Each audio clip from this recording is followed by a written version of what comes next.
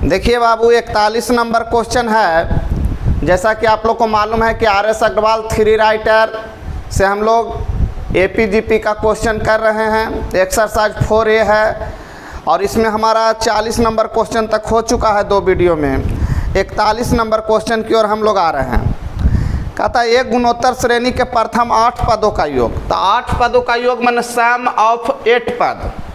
S माने सम, 8 माने 8 पदों का योग 6560 है। R बराबर 3 है, A बराबर भाट है। तो कह रहा है A का मान निकाले, यानी प्रथम पद का मान निकाले कह रहा है बाबू।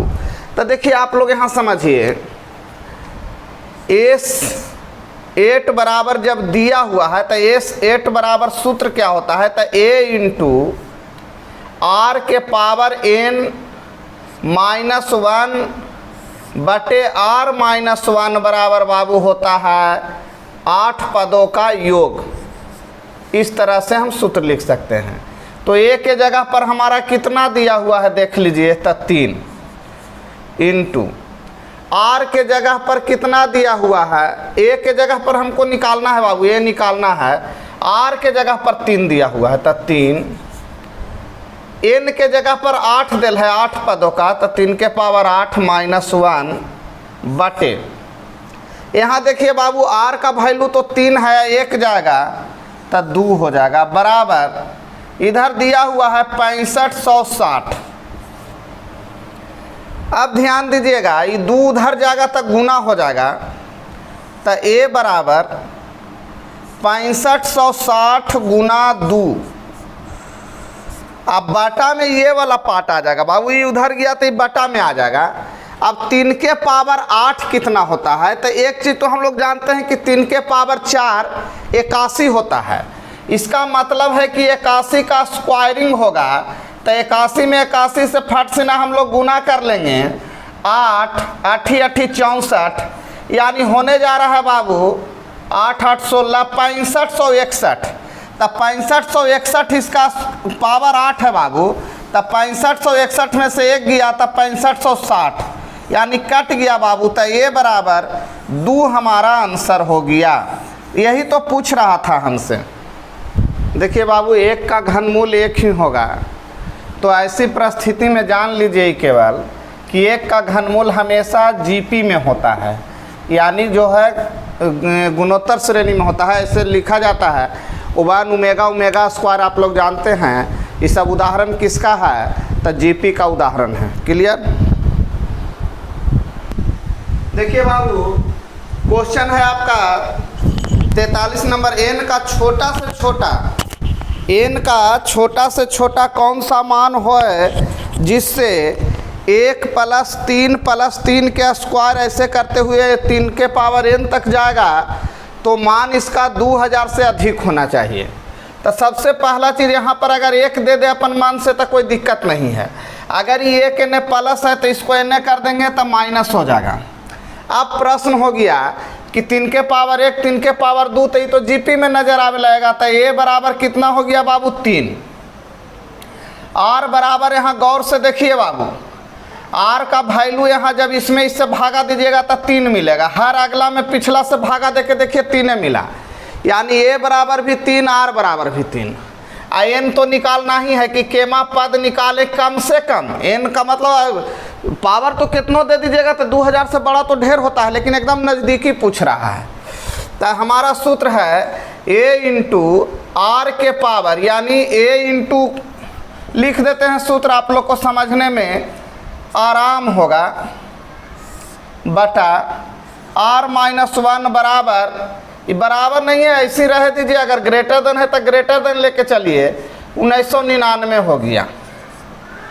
अब थोड़ा सोचिए A का वैल्यू कितना है 3, 3 के पावर कितना देंगे ये तो हमको भी पता नहीं है, लेकिन n लिख दिए -1 अब बटा 3 में से 1 गया 2, ये यहाँ ले ग्रेटर देन है 1999, ये 2 होने जाएगा गुना होगा बाबू, ये 2 होने गया गुना हुआ, 3 n से जाएगा भागा होगा, 3 से भागा कितना हो जाएगा, तो ये देखिए 3 छक 18, 3 छक 18, 3 छक 18, लगभग इतना हो गया। तो 3 के पावर n -1 है तो उधर जाके +1 हो जाएगा। तभी देखिए 6 दूनी 12, 6 दूनी 12, 1 13, 1332 है। एक अगर योने जाके जूटा होगा तो 1333 हो गया होगा, एक जोड़ेंगे तो। अब हम लोग को सोचना है कि 3 के पावर कम से कम कितना दिया जाए कि 1331 को पार कर जाए, ये मन में हिंट लेना है। तो 3 के पावर जब 5 लेते हैं बाबू तो 243 होता है। 3 के पावर जब 5 लेते हैं तो 243, तो 6 लेंगे तो कितना होगा, तो 7 लेंगे तो कितना होगा। तो मेरे ख्याल से जब 243 5 होता है तो 9 से यदि 3 से गुना करेंगे तो नहीं होगा, लेकिन 9 से यानी 7 हो जाएगा। यानी 3 के पावर 7 जब रखेंगे तो इसका वैल्यू 1333 से बढ़ जाएगा। तो आप पूछेगा कि हमारा कौन सा आंसर होगा, तो 7, यानी n का वैल्यू बाबू 7 होगा। देखिए बाबू, ये तो जब 1 से काउंटिंग हुआ तो n का वैल्यू 7 हो गया। 1 से जब काउंटिंग हुआ था बाबू तो n के वैल्यू 7, लेकिन इससे भी तो पहले एगो टर्म था जिसको हम उधर ले जाके लेस किए थे। तो जब यहाँ से यहाँ तक n का वैल्यू कितना हुआ, 7 गो, एगो इस शुरू वाला होगा, यानी आंसर जो हमारा रियल होगा वो 7 + 1 शुरू वाला, यानी 8 गो हमारा आंसर होगा बाबू। देखिए बाबू, क्वेश्चन नंबर 44 है। 3 संख्याएं गुणोत्तर श्रेणी में है और कह रहा है कि उनको जब जोड़िएगा तो 28 आवेगा, गुना कीजिएगा तो 512 आवेगा। और ये 4 गो ऑप्शन दिया है कि यही 4 गो में से कोई एगो है। तो सबसे पहले गुणोत्तर श्रेणी का नियम से ही अगर हम लोग चले बाबू, तो गुणोत्तर श्रेणी का नियम है कि अगला में पिछला से भागा देवल जाए तो सब जगह सेम आना चाहिए। तो यहाँ भागा दिए तो 3 आया, तो यहाँ 3 आना चाहिए लेकिन नहीं आ रहा, इसलिए गलत हो गया। दूसरा, इसमें भागा दिए तो 4 आया, तो यानी 18 में भी 8 से भागा दें, अगला में पिछला से भागा, तो ई वाला अगला में पिछला से भागा दिए 4 आया, तो जो 4 आना चाहिए तो 8 चौका 32 नहीं हुआ।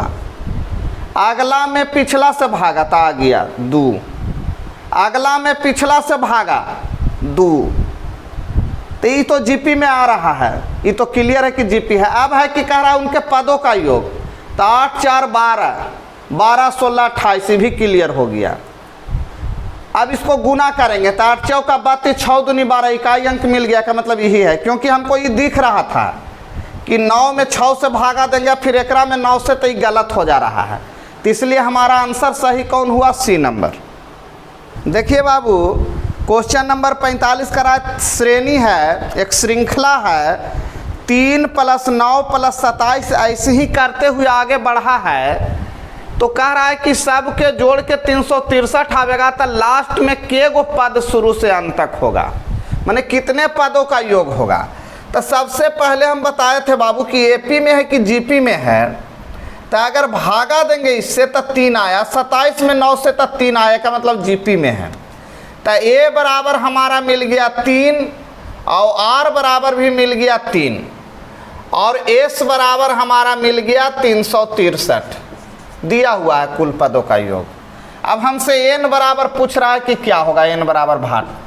तो आप लोग जानते हैं कि ए इंटू आर के पावर n -1 बटे आर के -1 बराबर होता है सम। तो इसका मतलब ए का वैल्यू तो हम लोग जान रहे हैं 3 है, आर का वैल्यू आर के पावर n, तो आर के वैल्यू तो 3 है, n मालूम नहीं है, -1 बटा आर का वैल्यू 3 में से 1 गया 2 बराबर 363 है बाबू। अब सोचिए 3 से कटेगा तो 1 2 1 आवेगा, ये 2 उधर जाएगा तो 3 के पावर n बराबर ये तो 242 हो जाएगा। आइए एन से जाके जुटेगा, देखो गौर से बाबू, ये जाएगा तो 2 4 2 242, एक ही वाला जाएगा तो 243, ये वाला गुना हुआ 242, एक जा गया उन्हें 243। अब कह रहा है एन का वैल्यू, तो 3 के पावर n है तो 3 के कितना पावर देंगे कि 243 होगा? तो 4 बार में 81 होता है, 5 बार में 243 होता है, तो n बराबर 5। तो यही तो पूछ रहा था कि n का क्या होगा। देखिए बाबू 46 नंबर क्वेश्चन, एक गुणोत्तर श्रेणी का चौथा पद, एक गुणोत्तर श्रेणी का चौथा पद। तो बाबू पहला पद को लिखते थे a, दूसर का पद को लिखते थे AR, तीसर का पद को लिखते थे AR स्क्वायर, और चौथा पद को लिखेंगे AR4। यानी कि जितना पद निकालना है a इंटू आर के पावर उससे एक कम। तो जब ये कह रहा है चौथा पद के बारे में, तो चौथा पद का मतलब a इंटू आर के पावर 3 बराबर देल है क्वेश्चन में 54। कितना दिया हुआ है बाबू? 54। एक और डाटा दिया है, वो है 9वां पद। तो 9वां पद का मतलब a इंटू आर के पावर 9वां माने 8, एक कम रहता है ना बाबू, पहला दूसरा तीसरा, तो एक कम जाता है। 9वां पद बराबर कितना देले है? 13,122। 13,122। तो आपसे क्वेश्चन कर रहा है बाबू कि इसका 7वां पद क्या होगा। आपसे क्वेश्चन किया जा रहा है कि इसका 7वां पद का वैल्यू क्या होगा। तो 7वां पद को हम लोग लिखेंगे a के पावर, 7वां पद को लिखेंगे a इंटू आर के पावर 6 बराबर भाट।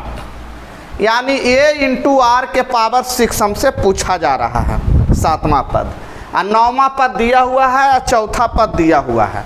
तो यहाँ से देखिए बाबू a इंटू आर के पावर 8 है, उसमें हम a इंटू आर के पावर 3 से भागा दिए, तो 13,1/2 हो गया।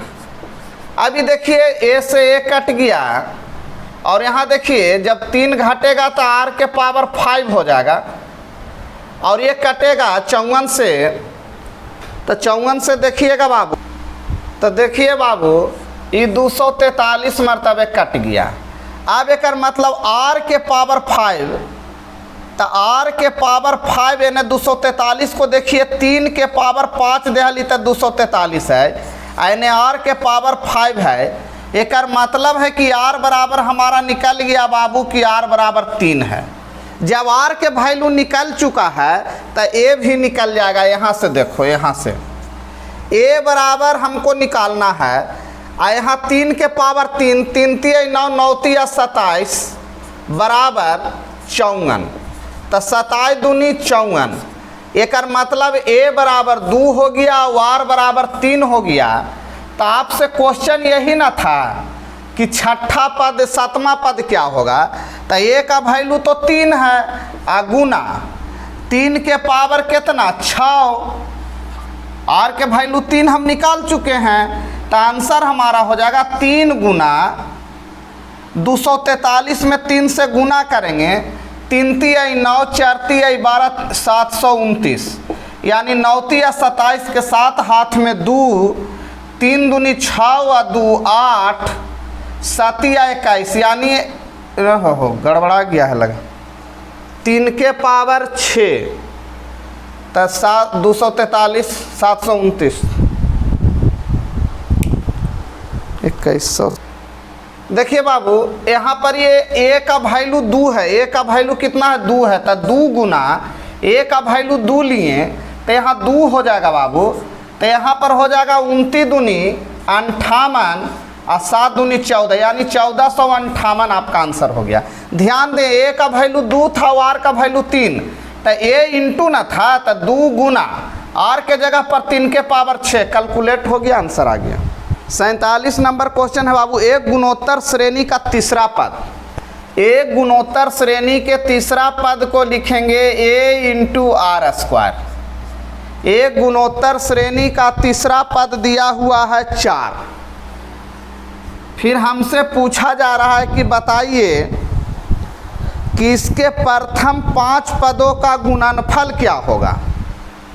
इसके प्रथम 5 पदों का गुणनफल, तब प्रथम पद तो ए होगा, दूसर का पद a इंटू आर होगा, तीसर का पद a इंटू आर स्क्वायर होगा, चौथा पद a इंटू आर के क्यू होगा और पाँचवा पद a इंटू आर के पावर 4 होगा। तो हमसे पूछा जा रहा है कि इनके प्रथम 5 पदों का गुणनफल कितना होगा। अब ध्यान दीजिए बाबू, a गुना में अगर कुछ ना पावर है तो 1 है, अब बेस बराबर है तो पावर जुड़ता है, तो 1 1 है 1 2 3 4 5 यानी 1 के पावर 5। और आर को देख लीजिए के गो है 2 1 3 3 6 4 10 यानी आर के पावर 10 है। तो हम इसको लिख सकते हैं बाबू a इंटू आर के स्क्वायर के पावर 5, क्योंकि जब यहाँ गुना होगा तो 1 के पावर 5 ही 10। और आप भली भांति जान रहे हैं कि a इंटू आर स्क्वायर का वैल्यू 4 दे चुका है, तो 4 के पावर 5 और 4 को 5 बार गुना करेंगे यानी कि 1024। 1024 क्यों भाई, तो 2 के पावर 10 का वैल्यू हमको याद है। यदि दो संख्याओं का समांतर माध्य 5 है, तो आप जानते हैं दो संख्याओं का समांतर माध्य बराबर लिखाए थे a प्लस बी बाई 2 बराबर कितना है बाबू 5। एक मतलब a प्लस बी बराबर 10 होना चाहिए। उसके बाद फिर क्वेश्चन था, उसमें दिया है कि गुणोत्तर माध्य 4 है, तो गुणोत्तर माध्य बराबर बताए थे √√ab बराबर कितना दिए हुए हैं, तो दिए हुए गुणोत्तर माध्य 4। एक मतलब a इंटू बी बराबर होना चाहिए 4 चौका 16। अब सोचिए, अब ऑप्शन से हिट कीजिए कि गुणोत्तर श्रेणी में a और b 2 पद है, तो जोड़ने पर जब 10 आ रहा है या गुना करने पर 16 आ रहा है, तो ऐसे ही पता चल रहा है कि 2 रहेगा, ये 8 रहेगा, तो 8 दूनी 16 भी हो जाएगा और 8 2 10 भी हो गया। ज़्यादा इसमें दिमाग नहीं लगाना है। बाकी अगर दिक्कत हो रहा है तो ऑप्शन सहारा देगा। देखिए बाबू 49 नंबर क्वेश्चन है, 3 संख्याएं गुणोत्तर श्रेणी में है, तो 3 गो संख्याएं गुणोत्तर श्रेणी में है, उसके बाद करा इनका योग, तो पहला संख्या a होगा, तो दूसरा संख्या a इंटू आर होगा, तो तीसरा संख्या a इंटू आर स्क्वायर होगा। सब के जोड़ना पर कितना आ रहा है बाबू, तो क्वेश्चन में दिए हुए है कि योग 21 है। फिर एक और दूसरा डाटा दिया है, कह रहा है कि इन संख्याओं के वर्गों का योग, माने इस सब संख्या के यदि वर्ग करके यदि जोड़ा जाए तो वर्गों का योग 189 है। तो यहीं पर हम कर लेते हैं, वर्ग करेंगे तो a स्क्वायर, तो वर्ग करेंगे तो a square into r square plus इसको वर्ग करेंगे तो a स्क्वायर इंटू आर के पावर 4 बराबर 189 दिया हुआ है बाबू, 189 अकॉर्डिंग क्वेश्चन। तो इनमें सबसे बड़ी संख्या कौन है, तो सबसे बड़ी संख्या तो a इंटू आर स्क्वायर है, तो इसी को वैल्यू हमको फाइंड करना है बाबू। अब आइए इस क्वेश्चन को हम डील करते हैं। अगर इसमें हम कॉमन ले लें और वहाँ भी a स्क्वायर कॉमन ले लें, यहाँ पर देखिए a है, यहाँ भी है। अब ना तो ऐसा भी कर सकते हैं कि इसका रूट निकाल दें, इधर वाला अगर रूट करेंगे तो इस सब पर वर्गमूल हो जाएगा, इधर भी हो जाएगा। ये रूट आखिर नहीं, ये देखिए स्क्वायर करके दिया है, देखिए बाबू ये स्क्वायर करके 189 दिया। अगर इसको बाय द वे हम बनाएंगे बेसिक से तो हमको ऐसा लगता है कि काफ़ी टाइम लगने जा रहा है। अब जब टाइम लग रहा है तो इसका एक उपाय है कि ए वाला डाटा अगर देखा जाए बाबू, यहाँ इसको साइड में थोड़ा लिख देते हैं, ए आर स्क्वायर हमको निकालना है। यहाँ गौर से देखिए, ये वाला डाटा और यहाँ पर ए का वैल्यू और आर का वैल्यू, ये सब अगर पुट अगर मन से थोड़ा सा थिंक आउट कर लीजिए तो एक चीज़ तो श्योर है कि 21 तक है, इसीलिए ये हार्डली 2 या 3 में जाएगा, इससे ज़्यादा नहीं जाने वाला है। तो अगर मान लिए कि ये रह गया 3, तो ये 3 गुने 2 यानी कि 6, आई 3 गुना 2 के स्क्वायर माने 4, यानी 2 के स्क्वायर 4, तो 4 3 12, 12 6 18, 18 3 21, यानी सेट हो गया बाबू कि ए का वैल्यू 3 है और आर का वैल्यू 2 है, तब भी ऐसा हो सकता है। तो ए का वैल्यू जब 3 लेंगे और आर का वैल्यू 2 लेंगे तो 2 का स्क्वायर यानी कि 3 गुना 4 यानी 12, ये तो खुद ऑलरेडी हमारा निकला हुआ था, निकालने का ज़रूरत नहीं था। ये जो डाटा था इसी का तो वैल्यू पूछ रहा था। अब एक परेशानी क्यों है, इधर तो सेट करके देख लीजिए, बिल्कुल आ जाएगा 189, कोई परेशानी नहीं होगा। चलिए बाबू देखिए, तो ए इंटू दिया हुआ है, ए का वैल्यू मालूम नहीं, आर का वैल्यू तो मालूम है। तो यहाँ पर आर का वैल्यू जैसे हम रखेंगे तो ये देखिए आर के वैल्यू हमारा दिया हुआ है 3, तो 3 के पावर n -1, अब बटा जैसे ही 3 में से 2 जाएगा, 3 में से 1 जाएगा 2, इधर बराबर 728 है। n से 2 कटेगा, 2 से गुना होगा बाबू, तो 2 से n से गुना होके जब हम लिख सकते हैं बराबर 1456। अब देखिए प्रश्न उठता है कि a से जब गुना करेंगे तो a इंटू 3 के पावर n होगा और माइनस a बराबर 1456 दिया हुआ है। अब थोड़ा ध्यान कीजिए, यहाँ पर हमारा जो है ये Rn-1 है, तो इसमें से a को पावर यदि कम किया जाए तो ये भी हम कर सकते हैं कि a इंटू 3 के power n into 3 minus a बराबर 1456। अब देखिए बाबू इसका वैल्यू यहाँ -1 कर दिए, का है कि 3 के पावर n था, एगो 3 n कर दिए, तो फिर पावर जुटेगा तो n हो जाएगा। अब इसका वैल्यू देखिए हमारा यहाँ दिया हुआ है 486, तो 3 माइनस a बराबर ये गुना वाला पार्ट है, तो a का वैल्यू होने जाके 3 माइनस a कितना हो जाएगा, 3 गुना ये 486 हो जाएगा। तो अब देखिए 1456 एने रह गया। अब a का वैल्यू कितना होगा, तो एने आके घट जाएगा, तो a बराबर, तो ये देखिए 36 18 8 24 1 25, हाथ में 2 4 12 1 13, तो आपका 1358 एने आएगा तो -1456 हो जाएगा। 1458 होगा बाबू, 1358 नहीं। तो a का वैल्यू इधर कितना आ गया, 2 बराबर a। देखिए यहाँ पर थोड़ा सा यहाँ तक आप लोग ठीक ठाक समझ रहे होंगे। यहाँ पर देखिए a इंटू आर के वैल्यू 3 है, n-a जो किए, यहाँ -a काहे किए, तो यहाँ पर देखिए a जो है इसका मल्टीप्लाई हुआ तो ये गुना में a आ गया। अब प्रश्न उठता है कि a के पावर n-1 एगो 3 से गुना कर दिए, फिर ये दोनों देखिएगा 3 के पावर n ही बन जाएगा। अब इसका वैल्यू हमको देल है, यहाँ गौर से देखिए a इंटू 3 के पावर n-1 का वैल्यू देल है 486 गुना 3, तो 1458, ये माइनस है तो उधर जाएगा प्लस हो जाएगा, इधर आ जाएगा, तो आपका a का वैल्यू 2 हो गया बाबू। देखिए बाबू इसका वैल्यू पूछ रहा है, तो सबसे पहले ये तो आप लोग को पता है कि a बराबर 1/10 है। अब r कितना होगा, तो r का वैल्यू निकालने के लिए अगला में पिछलका से भागा देना पड़ता है। तो जब 1 यानी 100 में भागा देंगे 1/10 से, तो हमारा रिजल्ट आया 1/10। n के गो पद है, तो 1 2 3 4 5 यानी n बराबर ही क्लियर है 5।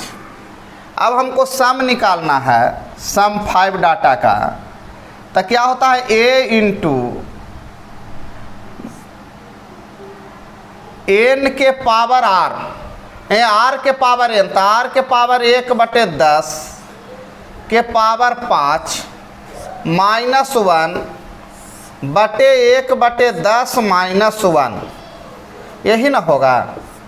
ये r के पावर n होता था, तो r के पावर n हो गया। अब देखिए a का वैल्यू भी दिया हुआ है बाबू, तो a का वैल्यू भी रख दीजिए 1/10, यानी 1/10 गुना, ध्यान दीजिए जब भी 5 होगा तो 1 पर 5 शून्य होगा, 1 उसमें से घटाइएगा।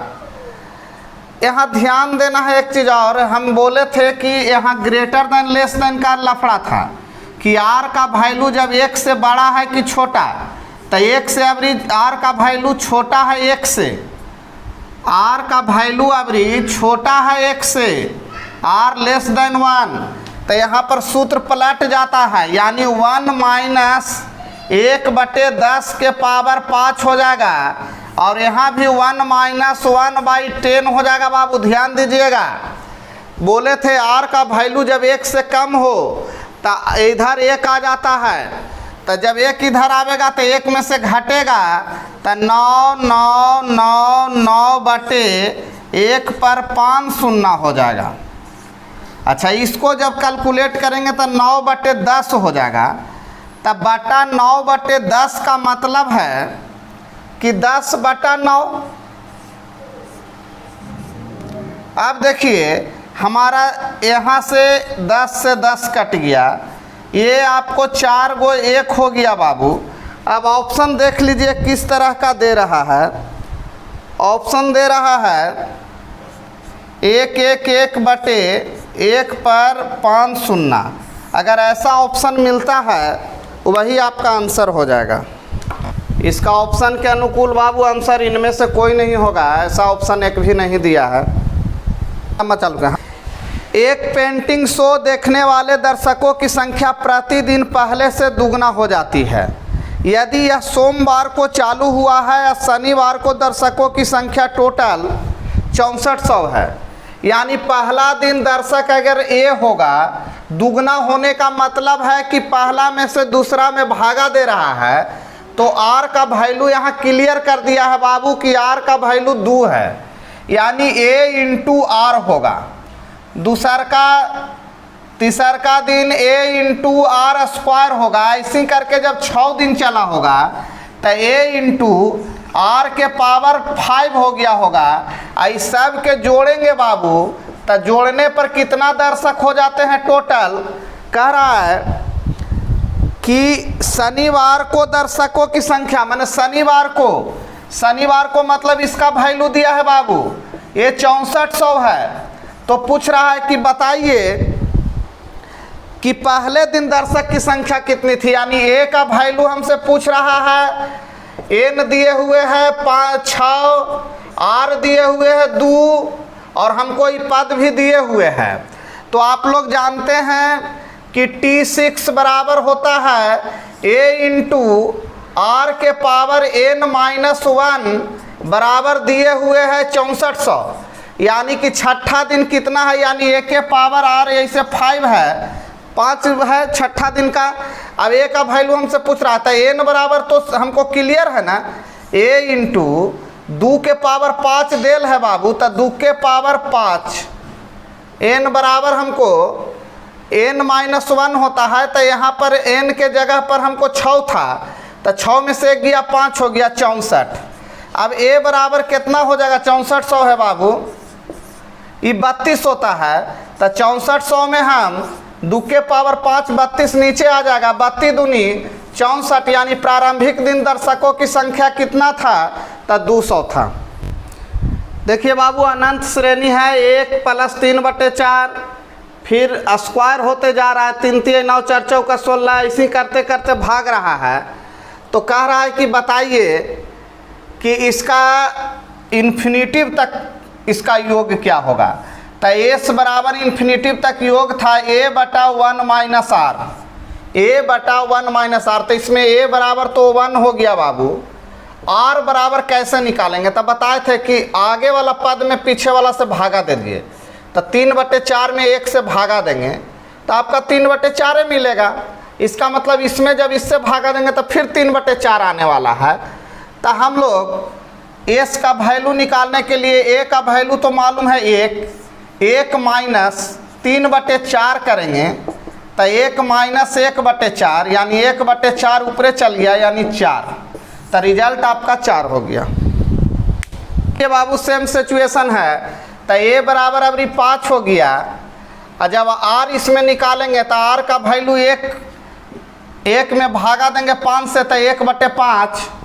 अब हमको इसमें पूछ रहा है सम बराबर, तो सम बराबर a/1 माइनस r होता है बाबू। तो a का वैल्यू 5 है, 1 माइनस 1/5 करेंगे, 1/5 करेंगे तो हो जाएगा 5 देखो 4/5 होगा बाबू, घटेला पर 5 ऊपरे चल जाएगा, यानी 25/4 आपका आंसर हो जाएगा। इसके पावर 1/2 प्लस 6 इंटू है 6 के पावर 1/4 इंटू 6 के पावर 1/8, और ये इन्फिनिटिव तक है। तो देखिए बाबू, जब इन्फिनिटिव तक ये चीज़ दिया हुआ है तो एक चीज़ तो आप लोग जानते हैं कि 6 के पावर बेस बराबर है तो गुना में पावर जुड़ता है, यानी 1/2 जोड़ 1/4 जोड़ 1/8 ऐसे करके इन्फिनिटिव तक जाएगा। अब जो भी इसका वैल्यू होगा बाबू तो 6 के पावर रख देंगे। तो सबसे पहले इसको हमको कैलकुलेट करे पड़ेगा कि इसका वैल्यू कितना होगा। तो इसका वैल्यू देखिए यहाँ निकाल रहे हैं, a बराबर हमारा वैल्यू है 1/2, उसके बाद r हमको निकाले पड़ेगा।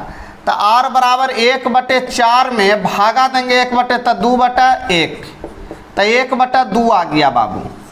अब जब a भी 1/2 तो यहाँ से सम निकाल दीजिए, s बराबर a/1 माइनस r, तो ये है 1/2 और 1 माइनस 1/2, तो 1/2 गुना 1/2 हो जाएगा, यानी कि 1/2 ऊपरे चल जाएगा, 2 कट जाएगा यानी 1 आएगा। तो 6 के पावर 1 बराबर 6 आंसर, यानी इसका सम करेंगे तो 1 आ जाएगा बाबू, तो आंसर 6 हो गया। देखिए क्वेश्चन में दिए हुए हैं, देखिए बाबू क्वेश्चन है आपका क्वेश्चन नंबर 56 सन के नंबर है 56 नंबर। एक अनंत गुणोत्तर श्रेणी का योग 8 है, दूसरा पद 2 है। तो ये अनंत गुणोत्तर श्रेणी है बाबू, इसका योग 8 दिया हुआ है, और दूसरा पद यानी a इंटू r बराबर दिए हुए है 2। तो a बराबर क्या हो जाएगा, तो a बराबर निकालिए या r बराबर निकालिए, तो बेटर होगा r बराबर निकालने में। तो r बराबर 2/a हो जाएगा। अब देखिए आप लोग जानते हैं कि a/1 माइनस r बराबर 8 देले है, सम बराबर 8 देले है। तो a का वैल्यू हमको निकालना है, तो a/1 माइनस, तो 1 के जगह पर 1 माइनस 2/a, r के जगह पर हम रख सकते हैं 2/a बराबर 8, यानी a बराबर ये उधर चला जाएगा, तो 8 इंटू a माइनस 2/a। अब देखिए बाबू, ये अगर हम गुना करेंगे तो द्विघात समीकरण में जाएगा, तो यहाँ से हम बाई ऑप्शन रख देंगे, और ऑप्शन हमारे पास देखिए पहला ऑप्शन है 16। तो अगर 16 रखेंगे तो 16 आंसर भी आना चाहिए ना। तो 16 में से 2 गया 14, 14/16, 8 दूनी 16, 7 आएगा, जो कि नहीं 16 आना चाहिए।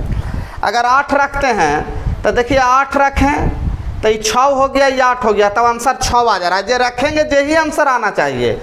a का वैल्यू यहाँ रखेंगे तो रिजल्ट कैलकुलेट केला पर उतने आना चाहिए।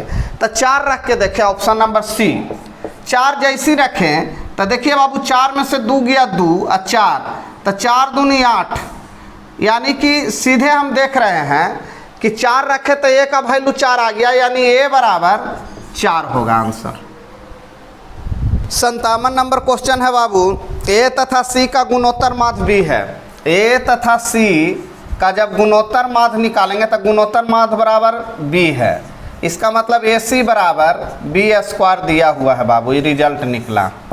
तो कहता है कि बताइए a² minus b² plus c² बटा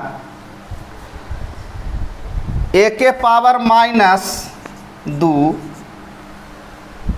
माइनस b के पावर -2 और प्लस c के पावर -2 का वैल्यू कितना होगा।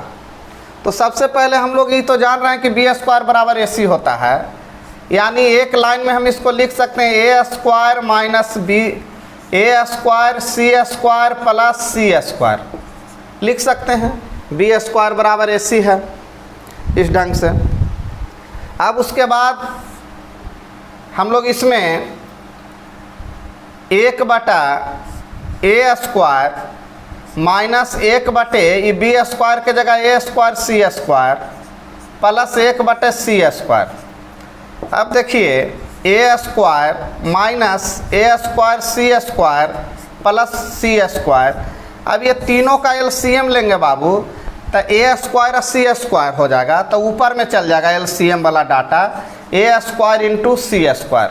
नीचे में जब ए स्क्वायर से भागा देंगे तो सी स्क्वायर बच जाएगा। फिर ई माइनस जब ए स्क्वायर सी स्क्वायर जब पूरे जब कट जाएगा तो यहाँ बच जाएगा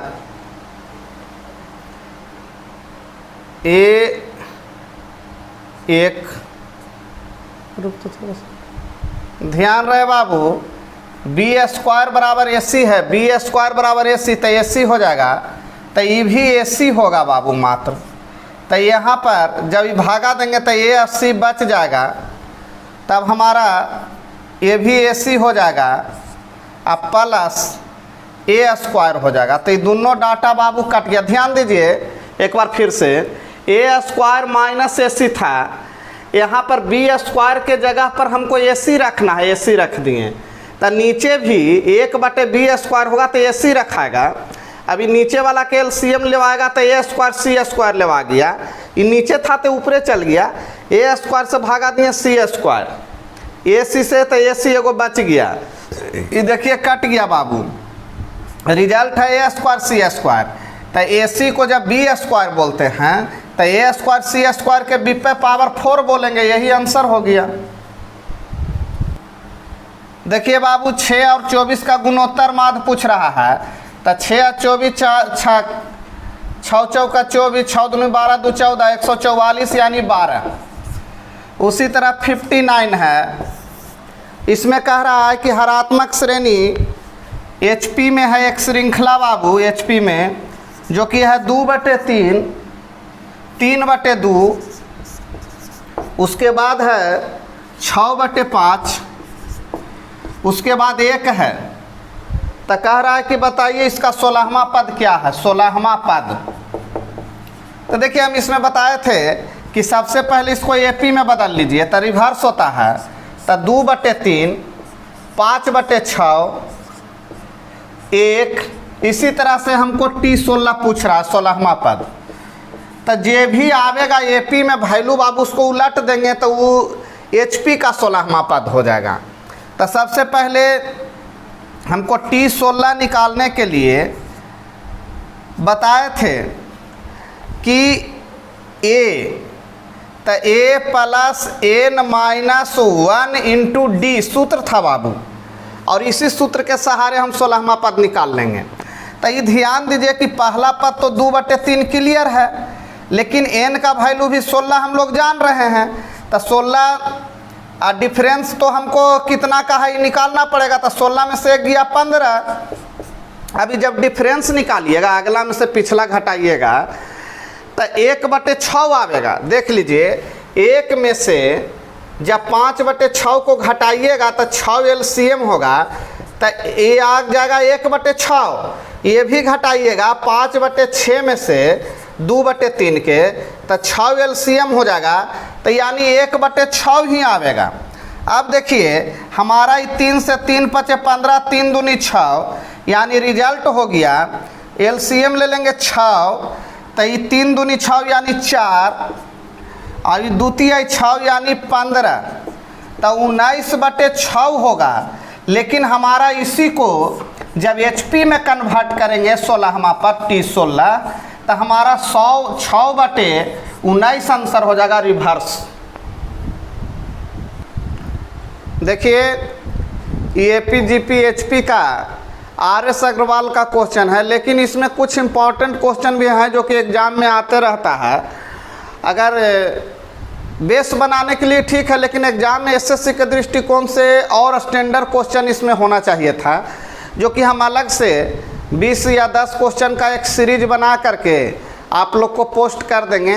आप लोग बाद में देख लीजिएगा। अभी पहले इसको तैयारी कर लीजिए, एक बेस बना लीजिए, और फिर जो एग्ज़ाम में जो आजकल पूछ रहा है उस क्वेश्चन का एक जगह कलेक्शन करके 10-15 क्वेश्चन हम डाल देंगे इसमें, किस तरह का क्वेश्चन आ रहा है।